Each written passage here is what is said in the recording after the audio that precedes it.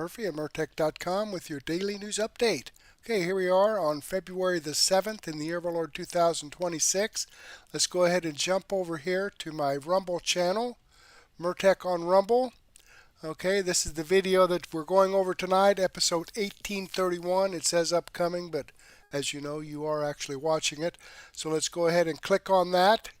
Hi, Debbie BS. Thank you for joining us in the live chat. Let me close that out and slide down here and click the Show More button to expand out the description box. We have information from MJTruth, Benny Johnson, McWattersaffect, and X22 report. Okay, but before we get into that, I do need to give some shout outs to Why Yell PF or PW Finn just started following my channel. Butler Bees just started following my channel, and Alan Willis just started following my channel. So thank you very much, folks, for following my channel. I greatly appreciate that. I hope you're tuned in, and I hope you enjoy the content. Okay, we have some shout outs here for Debbie BS. Reposted my video 1830 from last night. Uncloudy commented on my episode 1830 from last night. Fisher C and Debbie BS commented on my extra 513A. Debbie BS commented on my extra 513B and 513C. Debbie BS also commented on my episode 512A, 512B, and 512C. So Debbie BS has been busy today catching up, I guess. So thank you very much, folks, for your comments and reposting my videos. I certainly appreciate that. Let me give this a thumbs up. Boom. There we go. All right, and as a reminder, I have one of those little thumbs up icons right down here below the video that you're watching. So if you can slide down there and click that thumbs up button, that would be wonderful. Okay, MJTruth. J.D. Vance sets the domers straight and says he wants all illegal aliens gone. Don't we all? Okay, let's get what he has to say. The right, I think, wants all illegals gone. Course. And actually, And the polls show that the majority of the American people still want that. Yes. They want all of the illegals gone, not just the ones who committed additional crimes upon getting here.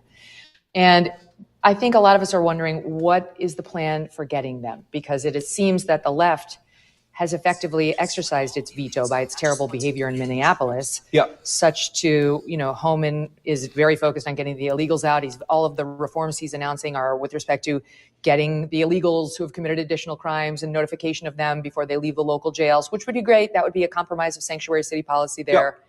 We don't yet have an agreement on that in Minneapolis, which is the biggest area. Maybe we'll get it. But the point is simply, what about all the others? Yeah. So I kind of like that our side is so insistent on this issue. I like the pressure. I like people saying, we recognize you've done a lot, now do more. I think that's kind of how this should work, is that fundamentally, the president and I and the entire administration, we work for the American people. And so I hear these complaints, I hear these criticisms. I guess I'd say a couple things. So first of all, again, you have an entire legal landscape, but also a deportation enforcement mechanism. All of these additional ICE officers that we brought in as part of the One Big Beautiful Bill. That's getting online now. So they're not going to Minneapolis. Well, some of them will. Some of them Homan just will. announced a drawdown of 700 So troops out there. Homan announced a partial drawdown, but because the local authorities are cooperating with him. And this is why it's important to segregate, what are we talking about, immigration enforcement or everything else? We're not drawing down immigration enforcement. We're drawing down some of the federal officers that were helping the guys doing immigration enforcement. And this is what I think, frankly, the far left and also some of our guys on the right didn't fully appreciate. When Homan says we're drawing 700 people down, those are the people who were protecting the ICE officers as they went out and did deportations and immigration enforcement. Most of the people that we have in Minneapolis, they're not doing immigration enforcement. That's true even after the 700 drawdown. Most of them are protecting the immigration officers from the mob that's forming around them. So as we get more and more cooperation from Minneapolis and from the state of Minnesota, and we are starting to get real cooperation from them in a way that we haven't, we don't want people there doing effectively police work so that they can protect our immigration officers. We want the immigration officers to go and do their work. And if they get into a problem, they can call local police.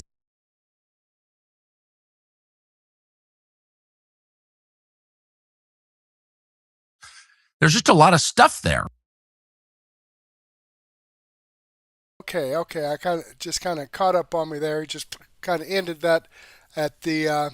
Let me get off of this. Okay, come back here because I want to give him a shout out here. That just kind of ended abruptly like that. So, okay, this video, let me click on the Rumble link and show you that this video does come from MJTruth. This is the video I shared with you. I'm following his channel. I've given him a thumbs up. I hope you do the same thing for me. Alrighty then, let's jump back here and see what Benny Johnson has to say regarding photos leaked of Jeffrey Epstein alive in Israel. Okay, that's weird, but let's see what he has to say. We're all into weirdness sometimes.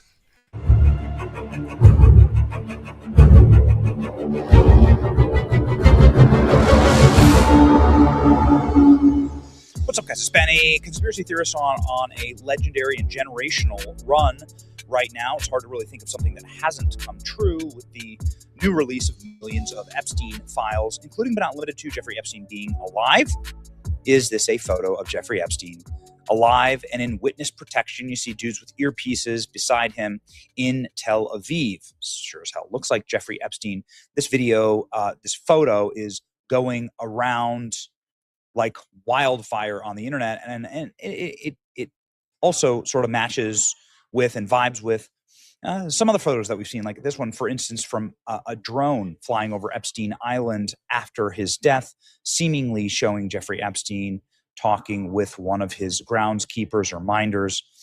There have been plenty of theories that Jeffrey Epstein did not, in fact, die in the Metropolitan Prison, and that's because some prison guards that were inside of that facility have straight up said, no, Jeffrey Epstein had his body faked out. And, at this point, I'm just going to straight up say that the conspiracy theorists have been proven right so much that I'm not going to discount anything. Okay, so we're going to cover the new photos of Jeffrey Epstein in Tel Aviv today. What are they, and why do people think that Jeffrey Epstein is alive? It kind of stems from this post on 4chan that was viral at the time of Jeffrey Epstein's supposed death or suicide. And it says, hey, I'm a prison guard. I work in this prison. Jeffrey Epstein was swapped out. He was taken to a transport van. He was taken under heavy guard to a transport van, and Jeffrey Epstein was taken away. And what we found out in the actual Epstein files release is that this individual is somebody who was known to the federal authorities. They subpoenaed their financial records and personnel records, and it, clearly somebody inside of the federal government was very concerned about a guard inside of the prison leaking this, named Roberto Golvara. And so this is causing a lot of people to say, you know what, the conspiracy theories are ending up being true. And I really hope that he killed himself, because nothing ever happens, but this is crazy. It is crazy. Tinfoil hat time, but do you really think this is Jeffrey Epstein? These kind of images have been around for a long time. People saying it's a different nose, it's different ears, they swapped out the body. Jeffrey Epstein is in witness protection. And of course, all the cameras were out in the jail, because naturally, of course, why wouldn't all of the cameras be out in the jail? And you can't see anything anyway. But can you? This broke last night, of the federal government saying a flash of orange looks to be going up the L-tier stairs, possibly an inmate. This is from the FBI's own analysis of the footage. But Bill Barr told us that nobody went into or out of the tier, and that proves Jeffrey Epstein must have killed himself. Not so. Listen to this. The report says someone, probably Noel, carries a bundle of bedding or clothing up the stairs. It's a rare instance the video does catch movement on the stairs, but barely. Let's see that zoomed in and in slow motion again. Several of the video forensic experts the report's conclusion and thought that the video could be showing an inmate walking up the stairs. Authorities say this was the last time anyone approached his cell block until his body was discovered the next morning. Again, while the video does not contradict that, experts who viewed the video say the limited field of view makes it impossible to definitively conclude that no one used those stairs in that time period. Yeah, I mean, what you can see here is the Inspector General also found that there was a flash of orange going up the L-tier stairs. Again, this alone makes Bill Barr a liar and makes the official investigation a sham. who entered Epstein's jail cell tier the night of his death. Newly released video logs appear to contradict official accounts. So this is why people think that something nefarious happened. This is why people think that perhaps Jeffrey Epstein was swapped out, or maybe he's still alive. And if you're bringing in all the linens, I mean, we've always talked about this. Why are there so many linens inside of Jeffrey Epstein's cell? Look at all this. Really? Somebody on suicide watch? They never found the noose, by the way. They've never identified the noose. All of these linens, were they sneaking somebody into or out of a laundry hamper? A lot of people have asked that. Okay, so is Jeffrey Epstein alive? That's the question. Because as you can see here in just a very cursory search, there is no shortage of this photo just zipping around the entire internet, right? Jeffrey Epstein, bearded and with a long head of hair, walking through the streets of Israel. Obviously, the reason it would be Israel is because Jeffrey Epstein traveled to Israel all the time. He friends with Bibi Netanyahu and a lot of other Israeli officials, and also, Robert Maxwell, Ghislaine Maxwell's dad, had a state funeral when he died in Israel. A lot of strange things happening there. This is, by the way, worth noting, got me, meaning I looked at this and said, wow, this is very convincing, but it is in fact AI. Everybody saying this photo is not AI is lying to you. This photo the original one had a watermark and has all of the sort of signs of being an AI. People saying this has no community note. It's concerning. He's alive, and they're trying to sell us the opposite. Here's the full pic, right? This is the one that went viral, 5 million views here, right? The community notes, this is a viral photo, has been debunked. Official records confirm Epstein died, blah, blah, blah. The photo's AI generated fakes. The original image had a watermark on it that has been taken off. I mean, people are just saying this is Epstein wandering around. These street photos are AI generated. Google Gemini watermark showing the man resembling Jeff Bridges, not Epstein, who died suicide. Nonsensical Hebrew sign confirms fabrication. So it's not actually Hebrew, they're saying. Photo floating around Epstein alive and well in Tel Aviv. Remember, there's speculation. The prison guard lieutenant posted on 4chan. We've covered that. Concerning how many conspiracies there are out there, Epstein turns out to be alive. I'm closely monitoring my X account. We did a quick analysis. This has Google AI indicators. Again, I'm not discounting what people are saying here, and I'm not discounting, obviously, some of the other evidence that the government is at the very least lying to us about the nature of Jeffrey Epstein's death, quote unquote death. But this is a very, very thorough analysis. Ineligible text, anatomical inconsistencies, blending issues, and the watermark confirms this AI technology that created this very convincing photo of Jeffrey Epstein that has since gone. This photo has never been debunked, of the drone catching a Jeffrey Epstein style looking person on the island. But let's just say an extremely convincing, what would Jeffrey Epstein look like today if he were alive? Very, very convincing.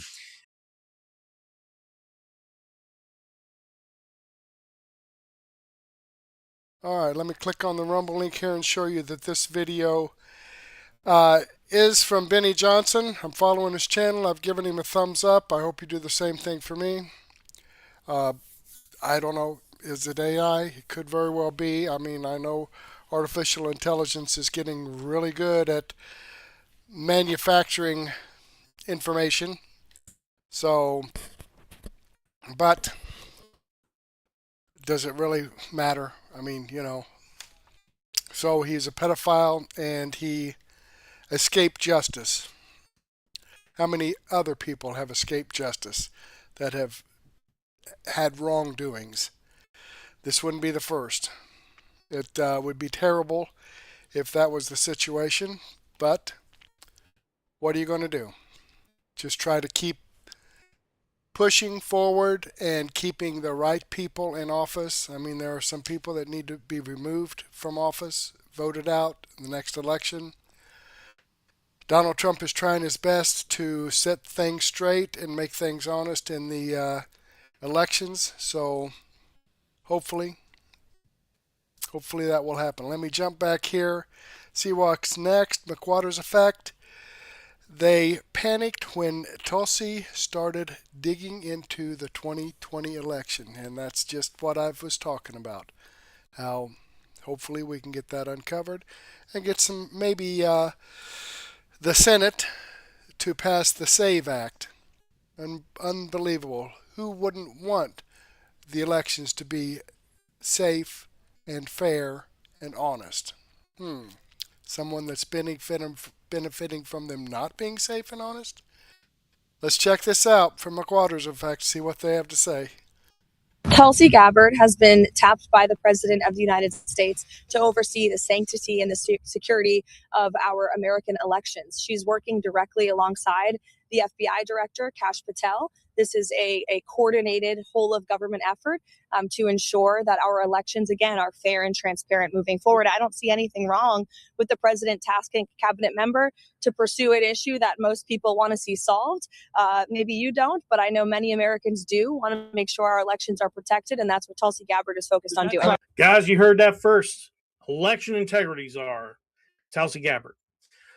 What's up, everybody? Welcome to the channel. And today we're going to be talking about this story and how all of a sudden, after this was announced, after she went to Georgia to get the help with the collection of all those election data that was there from the 2020 election, what's happened now? We got a whistleblower complaint about Tulsi Gabbard just in time to try to get her out of office. Yeah, imagine that. And I just want everyone to remember, just 5.5 years ago, Tulsi was running for president as a Democrat. We're going to dig into it. We would very much appreciate if you would like, share, and subscribe. Now, guys, we have a video from Harrison Smith. He's talked about this, and he's indicating they're going to say she's either a Assad agent, which Assad was the former president of Syria, or a Russian agent. Let's go ahead and check out this video because, guys, it's going to be freaking hilarious what these people are trying to do. They're trying to repeat exactly what they did to Trump back when in his first term. I actually said it as a joke, and I think I may have been right. A few days ago, there was somebody that put something out saying, like, Tulsi, there's something coming out about Tulsi Gabbard. This is really big. It's, this is going to be a bombshell. Tulsi Gabbard better watch out. She's being exposed. And I joked. I said, oh, it's going to be exposed. She's an Assad toady, right? Because that's what Barry Weiss called her on Joe Rogan. And Joe Rogan was like, what the hell are you talking about? And she like immediately backed off. I was like, well, I don't know if she actually is, but she was. Well, what Barry Weiss was talking about is because when the whole situation happened during Obama's administration, when some Syrians got gassed, the thing is, they're trying to say Assad did that to his own people, gassed them. And the thing is, there's no evidence that that was true and that he had these kind of weapons. And she came out directly and said, look, the evidence shows that that was actually the other side that's fighting against Assad who did that, not Assad himself. And ever since then, you had the intelligence community as well as the deep state attacking her and saying that she's a Russian plant or a Assad stooge. Yeah, I feel like they're grasping at straws. And when I say they're, I mean the deep state, the left, the whole military industrial complex that wants her out because she's an honest arbiter. They are reaching for the oldies but the goodies in the playbook. The next thing you know, it'll be Russia. And so the joke, of course, is like, oh, I get it. They don't like Tulsi Gabbard, so they're probably going to say that she's an Assad toady or a Putin toady, right? A lickspittle, a sycophant, somebody who serves their interest. And it's like, no, that's actually what they were trying. That's actually what they tried to do. I said it as a joke. I'm pretty sure it's actually the story they're trying to spin, is that Tulsi Gabbard is a Russian or Syrian agent and is, needs to be removed.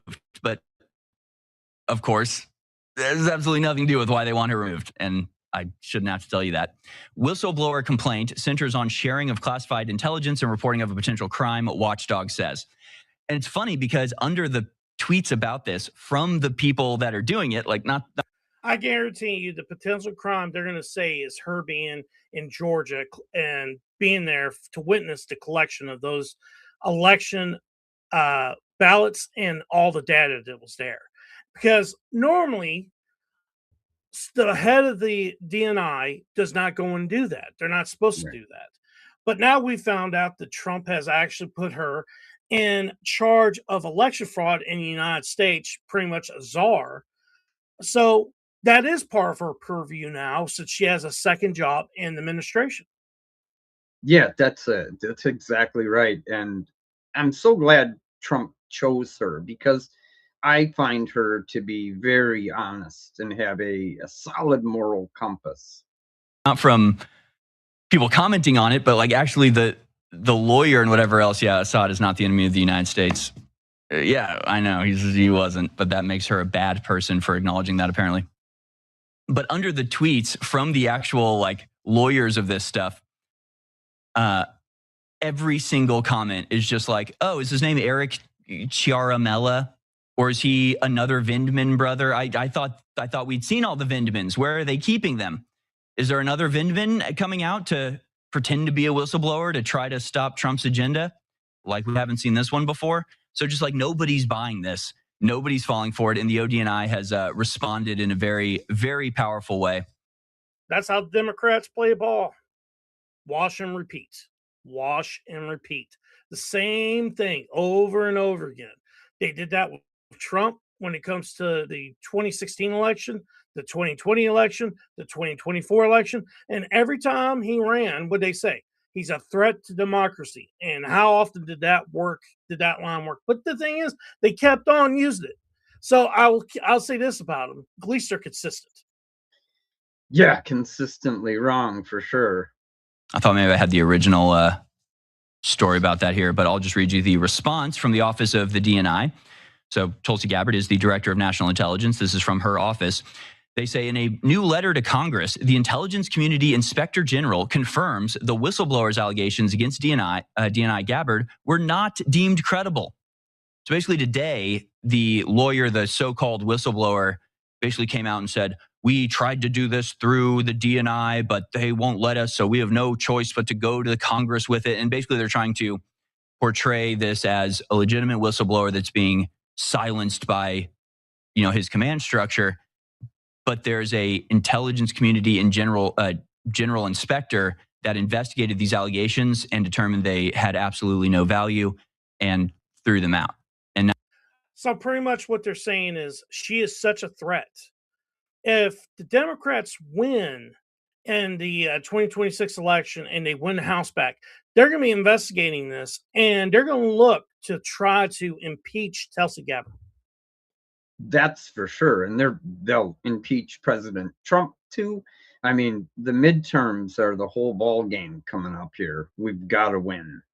Now they're claiming that now they have to go to the Congress so that a bunch of Democrats can pretend to believe it's a big deal and make a big fuss about it, all to try to pressure Tulsi Gabbard to resign, even though, or I should say, because she is right now at the heart of the gigantic RICO case that they're apparently building, centered around the 2020 election being stolen. I've got some crazy updates to that too. All right, I think that's what this has to do with. I don't think they actually have something that they're blowing the whistle on. I think just like the asylum program and just like, cash bail, it's one of these things that we have in our free and open society because we like to have a method by which good moral people can blow the whistle on the higher ups and not be punished professionally for it and not have it, hidden by the very people that's trying to expose. See, we have these nice, wonderful, liberal things in our country because our system is built for good,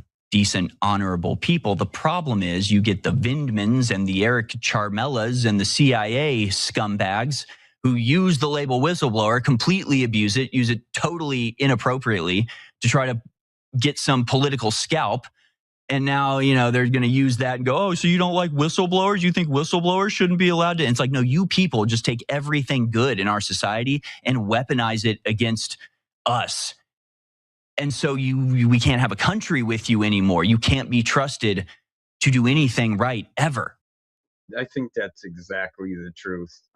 I feel like we have the left, and pretty much everything they're doing involves directly lying to the American people.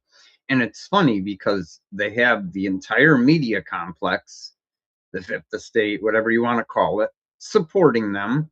And they have the backing of the blob or the deep state, just the rest of the people that, make their living off of war.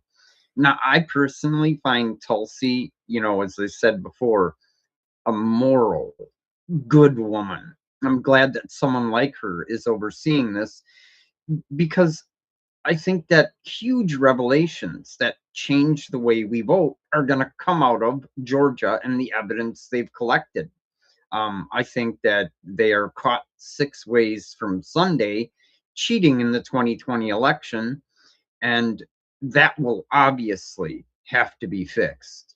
So, I'm hopeful, and I totally support Tulsi.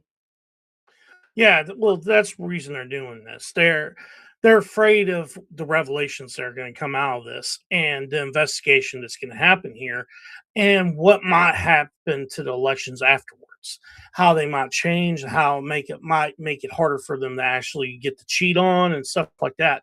I agree with you on that. But I think Tulsi Gabbard, in my opinion, I think the reason they're going after her is because they see potential of her becoming the first woman president of the United States. And the thing is, she's no longer a Democrat, and they just can't have that. They can't have a first of being a Republican. They can't do Right. that. They will lose their mind if something like that happens. It's bad enough that you have Trump putting a lot of people in positions that the Democrats have never done.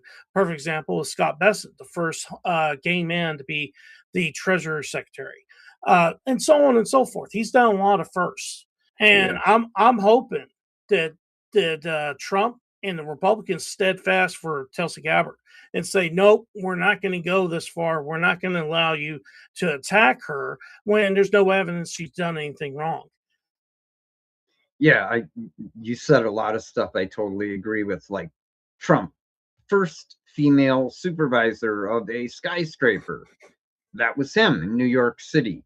Yeah, I think you're exactly on point with the Democrats couldn't handle if the first female president wasn't Democrat. So they have every reason to hate her because she's going to tell the truth. And I just want to end up by encouraging everyone, go out and vote. Assume that we're behind.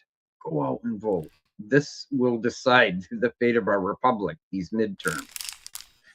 All right, guys, let's end the video. Okay, there you have it, folks. Good information, and yeah, they're right. And the Democrats are just freaking out because of this, the whole thing, just the ballots being taken and examined by the federal government.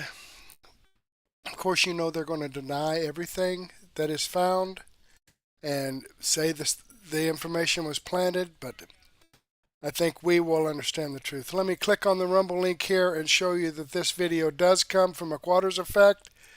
I'm following the channel. I've given them a thumbs up. I hope you do the same thing for me. All right, let's jump back here. And all right, let me close out the chat here. But folks, if you're out there watching, I've got 27 people watching.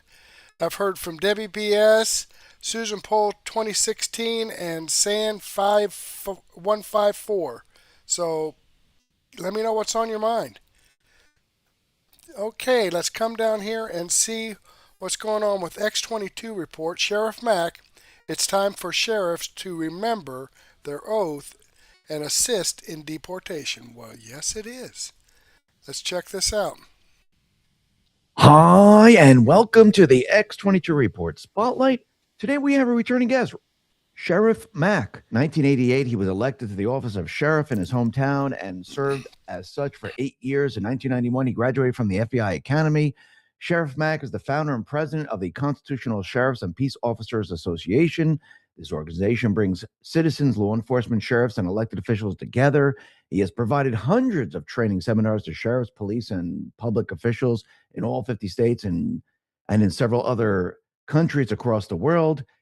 He has also appeared on CNN, Fox, MSNBC, CBS, ABC, Newsmax, New York Times, LA Times, USA Today, and over 1,000 networks worldwide. I'll be putting all the links to his organization below the video. And I am very happy and honored to have Sheriff Mack on the X22 Report Spotlight. Sheriff, welcome to the Spotlight. Well, Dave, thanks so much for having me. Appreciate being here. I love coming home to X22, so thanks again. Thank you. Thank you for coming on once again. And I mean, we're seeing a lot happening in this country right now, and we see ICE. They're deporting a lot of the illegals that were brought in during Joe Biden's term, and Trump ran on this platform to get rid of the illegals. And we're starting to see individuals come out and fight against ICE. It's not just those on the streets; it's also mayors and governors and legislators in certain states. They're also fighting against ICE, where they're going out on individuals. What is your take on this? How do you see all of this? It's astonishing that attorneys general across the country, some mayors, some governors, the AG from Arizona, and I just saw another AG say the same thing, and I can't remember what state it was, but one of the woke blue states, just so astonishing. And then they suggest that it would be lawful to shoot an ICE agent, that any citizen would be able to shoot an ICE agent because they have a mask on. Well, nobody said we could shoot people that walked into banks 4 years ago that had a mask on. But now they're saying shoot officers who are in uniform, and just because they have a mask on, they're shootable, you know? And so it's talk like that makes you really wonder how they can actually criticize Trump for anything. This is so out of line and such egregious behavior for a public official to actually say something like that is just totally astonishing. It's absolute inexcusable, deplorable behavior, and it's disgusting, and it's so un-American. And they're the ones that caused this problem in the first place. And the biggest threat, this lady was saying this morning, I didn't even see her. She had earmuffs on, so she was in a cold place. Maybe it was Minnesota. And she was saying how that the greatest threat to Homeland Security is Homeland Security. What a farce. Because I got news for her. Why don't you look at what's going on in the country and tell me where the problems exist and tell me where they don't exist? How about Florida? Florida is still having people that protest. Mm-hmm. None of them are being arrested. None of them are going to jail. None of them are obstructing. None of them are threatening federal officers or anyone else. And there's something else. All 67 sheriffs in Florida voted along with to support Governor DeSantis in getting rid of the illegal aliens in the state. I have yet to hear one Democrat say, yes, we need to get rid of the drug dealers, the cartels, the gangs, the murderers, the rapists, the human traffickers, the sexual exploitation of children.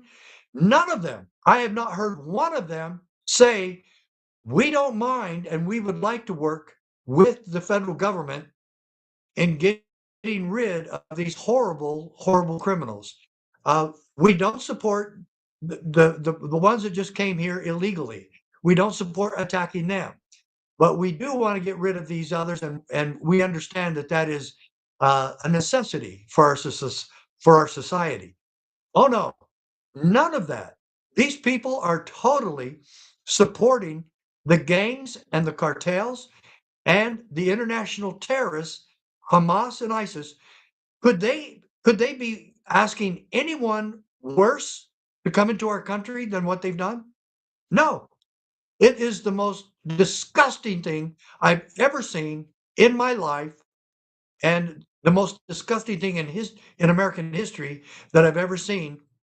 And so again, let's look at Florida. Mm-hmm. All 67 sheriffs voted to participate and cooperate and try to get these criminals out of their state. Wow. Sheriffs and law enforcement trying to get rid of criminals. Minnesota is doing just the opposite. And I got to ask, I've worked with these sheriffs in Minnesota before several times. Where are you, sheriffs? These things are happening in your jurisdiction. Most of these major cities are part of your counties. And I want to know, and the people of your state and your county want to know what you are doing to help things be safe for protesters and for federal agents. What are you doing? And that's really the solution. If you look at Minnesota and then look at Florida, what's the difference?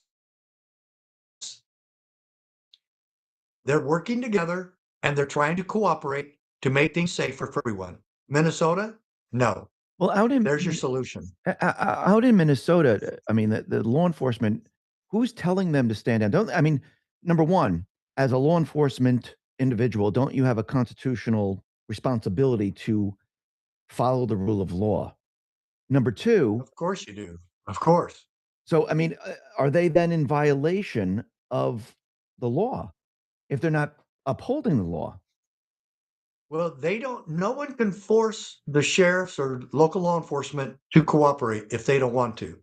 And I don't believe it would be immoral for them not to help. But is it a crime not to help?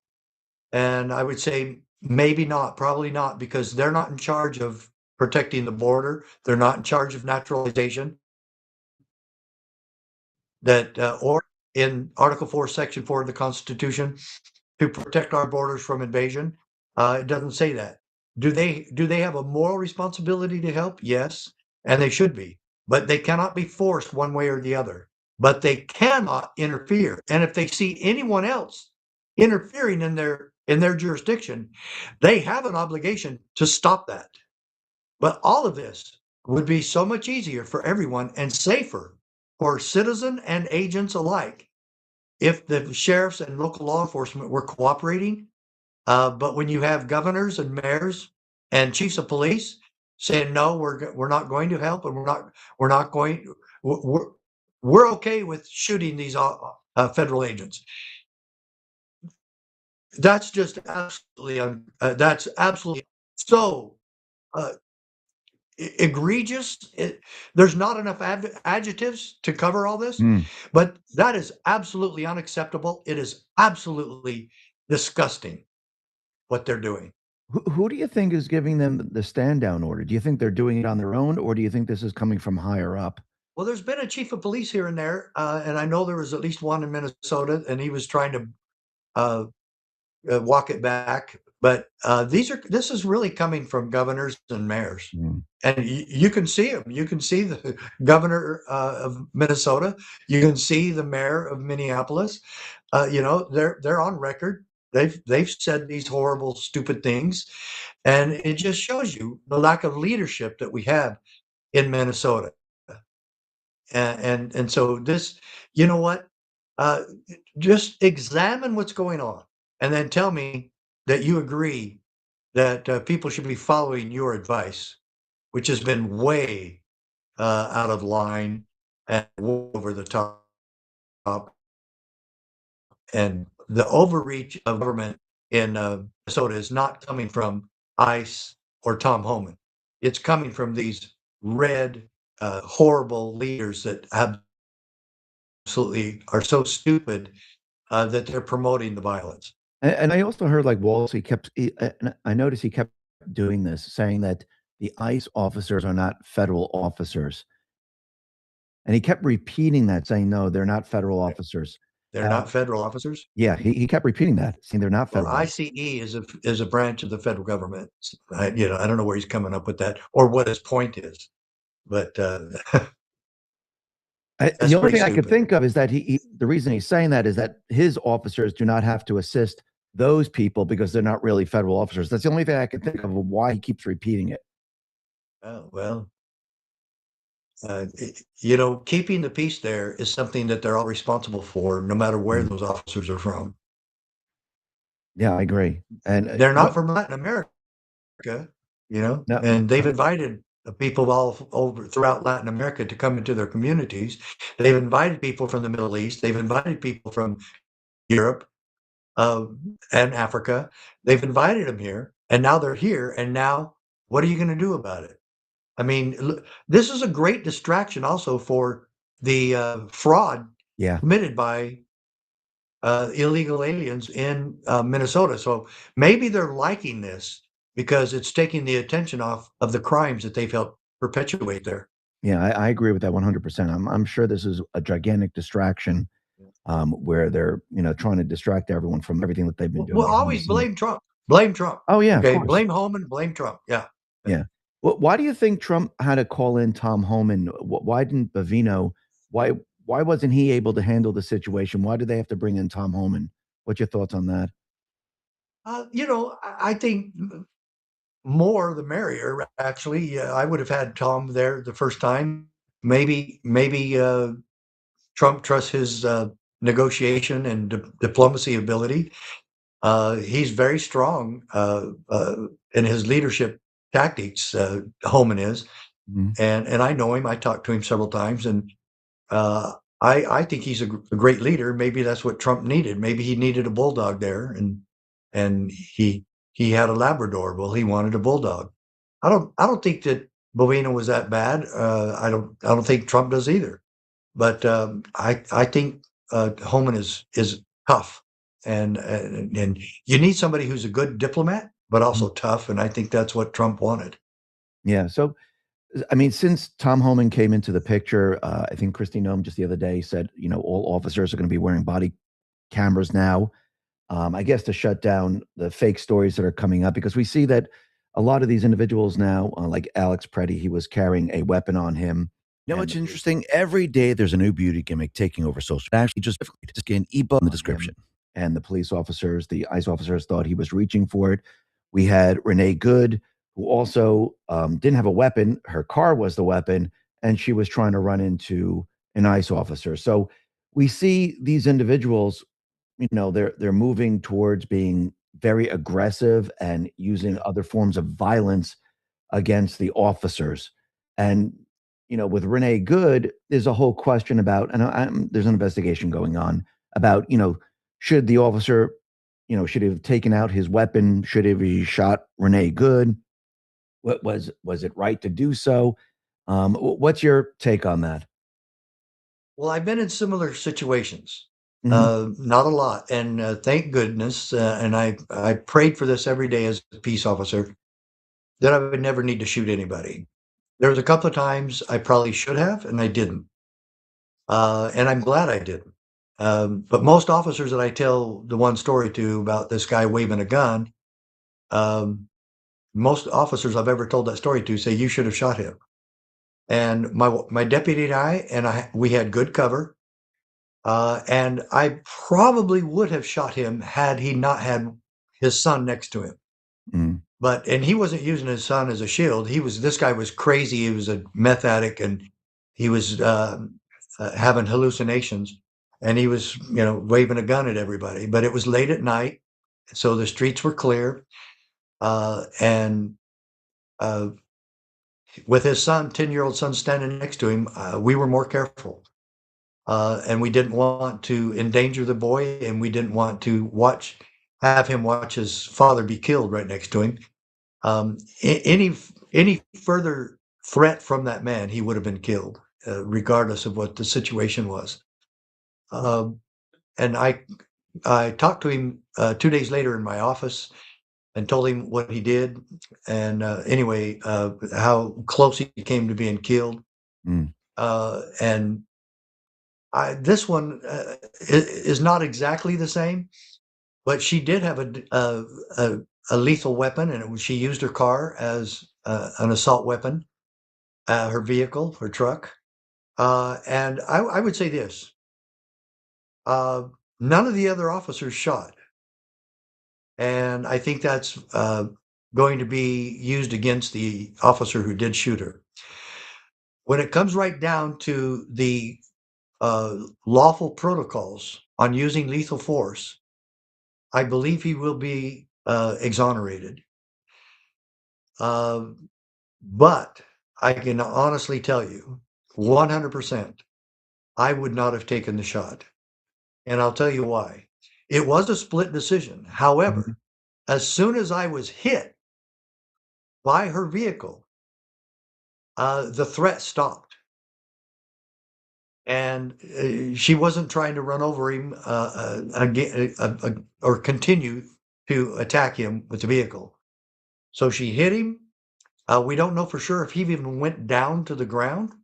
I don't think he had time to get up to shoot her. Maybe he shot her from the ground. I'm not sure. It doesn't really show what he did when he was firing at her, or where he was. But any of the other officers would have been justified if it was a justifiable shooting. They would have been justified in shooting at her, but nobody did. Well, why do you say that? Um, Why would they have been justified?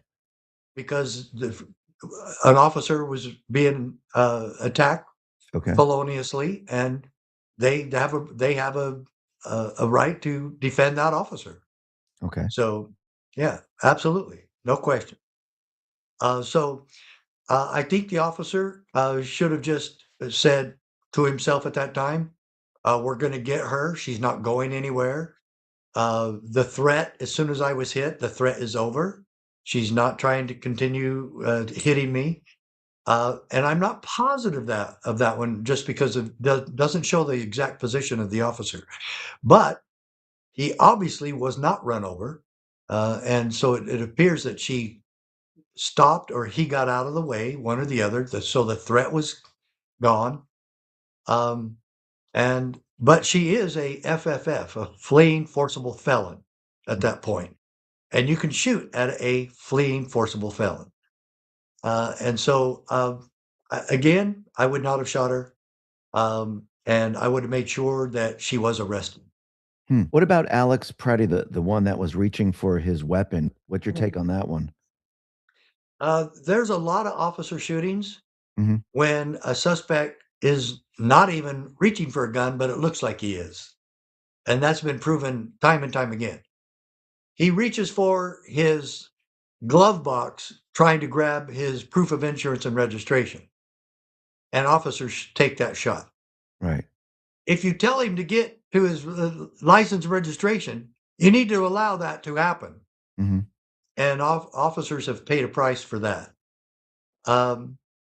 Another one was an officer in Mesa, Arizona, shot a guy who they told him, "Do not make any sudden moves." And the guy reached down to pull his shorts up because he was crawling on the floor, which was not according to protocol. So he was just trying to pull his pants up, and the officer shot and killed him. I thought the officer should have paid for that. But he warned him not to make any sudden moves towards his belt, and he shot him, killed him immediately. So in this particular case, where Renee Good was killed, she was bringing a lot of this on herself. She was being obstinate and uncooperative and kind of a smartass, and she created a lot of this scene. And then when she hit the officer, or even if she tried to hit the officer and didn't hit him, she committed an act to deserve lethal force. And so on what was the other guy's name? Alex Preddy? Preddy, yeah, Preddy. It doesn't show. I have seen nothing clear where it actually shows. And I actually watched a video of a person showing it in slow motion. See, you can see where he's going for his gun. I couldn't see it at all. Mhm. It was too cluttered. It was officers in the way. I never saw him reach for a gun. If he made any move whatsoever towards that gun that he was carrying, then that's going to be justifiable. All right, I'm going to go ahead and pause that there. And good information. There's like 16 minutes, 17 minutes left in this video. I'm going to include this in my daily news wrap up so you can see the rest of it, because I think this is good information back and forth. you're getting a sheriff's perspective on what's going on, which is, I think good information to have. Okay, let me click on the Rumble link here and show you that this video does come from X22 Report. I am following his channel. I've given him a thumbs up. I hope you do the same thing for me. I want to share some information here with you, and I've got a bonus that I want to give to you from Tucker Carlson, so don't go away. They can cancel your accounts, freeze your cards, decide what you're allowed to buy, say, or support. Big banks and financial institutions have total control, and they use it. That's why financial independence matters more now than ever. Introducing Rumble Wallet, a wallet built for real freedom. With Rumble Wallet, you control your money, not a bank, not a government, not a tech company. Designed for patriots who stand tall, this cap captures the enduring spirit of liberty. The Liberty Bell stands proud. This isn't a credit line they can shut off, it's your wallet, permanently. Yours to protect your future. Yours to protect your family. When the system fails, when institutions turn on their own people, financial sovereignty is the difference between security and vulnerability. Buy digital assets like Tether Gold, and Bitcoin in one secure place. No permission, no middlemen, no cancel button. And when you want to support the creators you actually believe in, you can use the Rumble Wallet app to directly tip content creators securely, instantly, and without interference. This isn't a credit line they can shut off. It's your wallet, permanently. Yours to protect your future. Yours to protect your family. When the system fails, when institutions turn on their own people, financial sovereignty is the difference between security and vulnerability. Rumble Wallet isn't about politics. It's about freedom, ownership, and protecting what's yours. So take control today. Download Rumble Wallet now and step away from the big banks for good. True ownership, true protection, true financial freedom.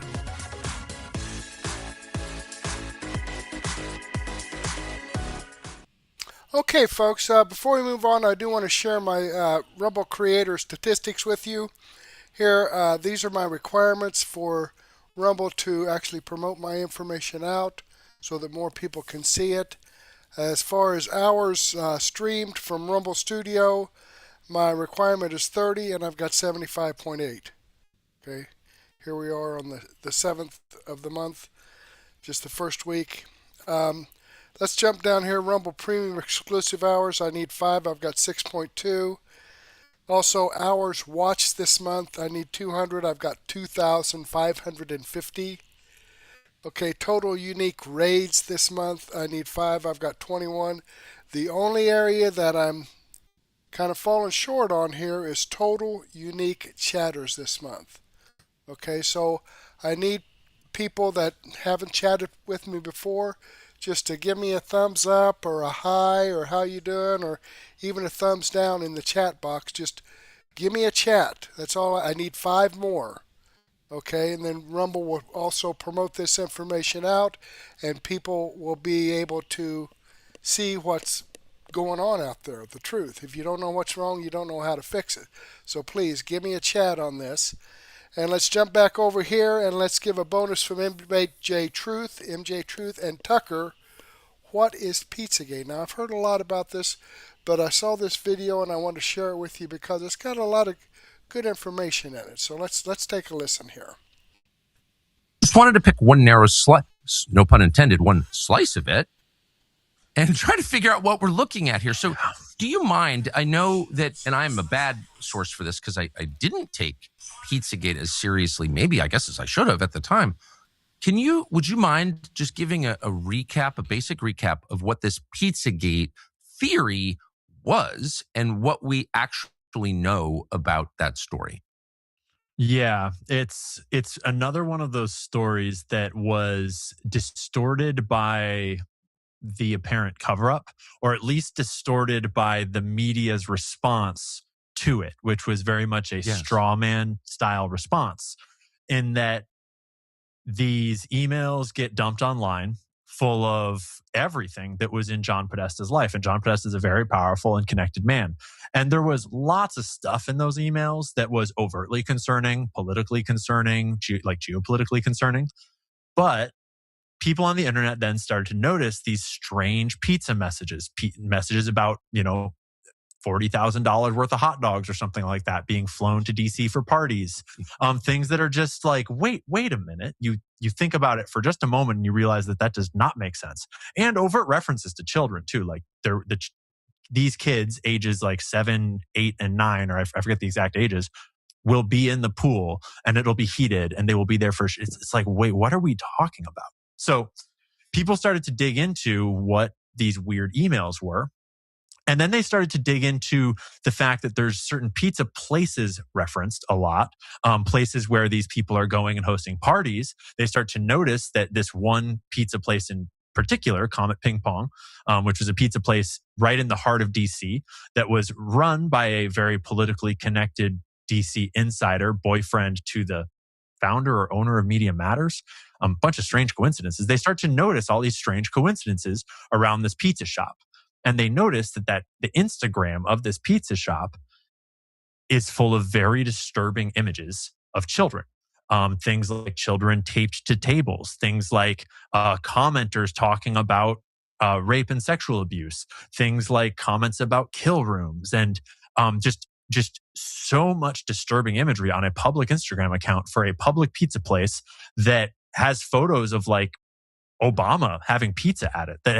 That in these emails, Podesta is talking about going and having, lunch at this pizza place with all these very high level political people. And it started to get very strange. And so PizzaGate itself spiraled out into a lot of questions and concerns and genuine investigation. But then it got distorted by the media response, which felt a lot like an immune response to a dangerous virus. And the media response then packaged up all of these very legitimate questions that never got answered. And it repackaged it as these crazy people on the internet think that Hillary Clinton personally is running. She's the top. She's the head of a satanic pedophile cabal. And the whole thing is being run out of the basement of this pizza place. That you see like the absurdity of the sort of wrapper they put around this, which no one was claiming that. No one was claiming that Hillary was running it. No one was claiming that it was all out of the basement of this pizza. They were just asking a lot of questions about very legitimate, strange things. And then a very weird event happened where as the media is running this big kind of smear campaign on these questions, a guy conveniently walks into that pizza place with an AR gun and shoots the place up. Doesn't hit anybody, but manages to shoot a bullet straight through the hard drive that's in the back room somehow, and gets arrested by police very publicly. They have a big photo shoot, and he gives a couple of sound bites as they're hauling him off that are something to the effect of, I was so convinced that it was all real and that it was all here and it's just not, or something. And so it's like, wow, that is sure convenient.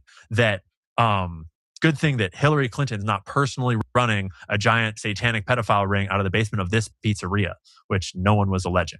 And that was sort of became the wrap-up smear, as Nancy Pelosi has described to us in the past how a wrap-up smear works, where you wrap a problematic narrative up in a false representation of it, and then you have something crazy happen, dangerous, crazy, objectionable happen around that. So then you can look at it and say, that's dangerous. These conspiracy theories are dangerous.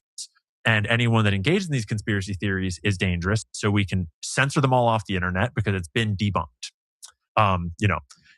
Don't pay attention to the fact that the guy that owns the pizza place that has the images of children on their Instagram is the boyfriend of the guy that runs Media Matters, who is one of the primary debunkers of these things. So those are the sorts of weird things that happened around the breaking of PizzaGate, and no one ever got any answers. No one in government ever took it seriously.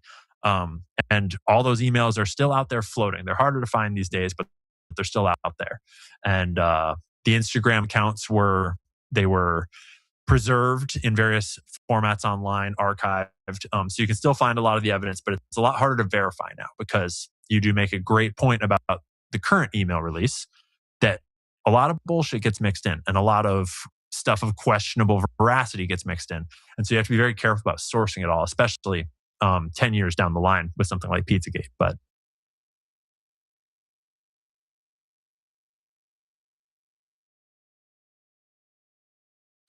there's just a lot of. All right, there you have it, folks. I thought that was very interesting, and I did want to share that with you. Okay, let's jump back here, and all right, folks, give me some chats. Blue Peahen chatted with me. Susie Pole, Foxy Grandma, Susie Pole 2016 is Foxy Grandma. Yeah, I was obsessed with Pizzagate while it was happening. Really weird stuff. Yes, it was really weird stuff, and that's why I wanted to share that with you. I mean, things from past.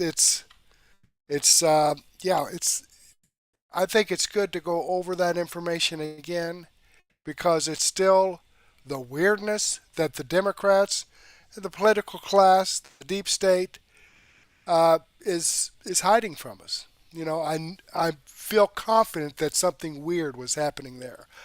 All right, let me remind you, folks, that this information that I shared with you here, the videos that I've shared with you, come directly from the producers that created them. Okay, I've also got the links to the producer's channel if you want to visit their channel.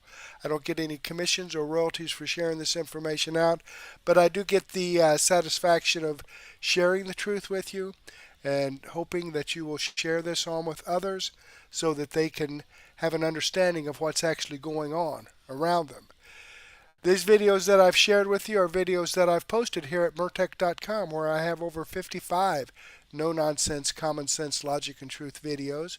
I'd like to share all of this information with you, but unfortunately I just don't have the time to do so, and that's why I've put together my daily news wrap-up, where tonight I have 21 videos in here and about 9 or 10 hours worth of great information. I'm going to take off where I left off on the X22 report. Then we're going to go into Devory Darkins, Democrat Virginia governor, screw herself after fatal mistake. Well, that'll be interesting. The Planned Parenthood surrenders from American Center for Law and Justice. Bannon's War Room, elections are about base turnout, not donor happy talk.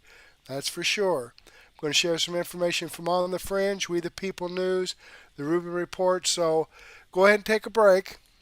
Grab a donut and a cup of coffee, or a sandwich and a soft drink or a beer, or a nice glass of wine and some cheese, and meet me back here at 9:30, and we'll get this going for you. Give me a chance to go through my video stream here, my list, and also set up my Rumble studio so that we can get this going for you here at 9:30.